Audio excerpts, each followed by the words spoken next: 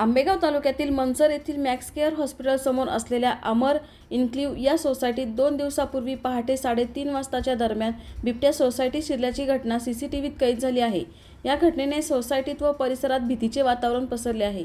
बिबट्या सोसायटीत शिरला असताना सोसायटीच्या खाली असलेल्या वॉचमन थोडक्यात बचावला आहे।